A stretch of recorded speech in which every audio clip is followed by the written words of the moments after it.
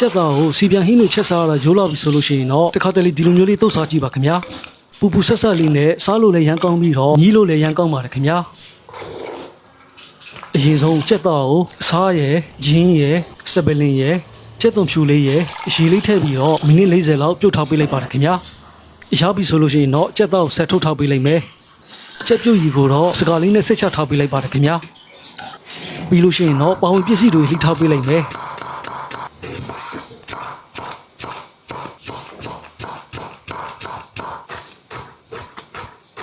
ပြီးလို့ရှိရင်တော့ချက်သားကိုလည်းအခုလိုမျိုးလေးနှော်ထားပေးလိုက်ပါတယ်ခင်ဗျာ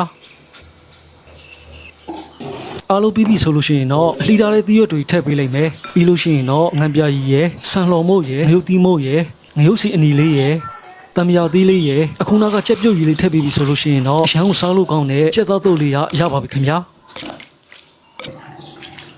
ကဲကျွန်တော်ကတော့ပူပူဆက်ဆက်လေးနဲ့စားလိုက်ပါဦးမယ်ခင်ဗျာ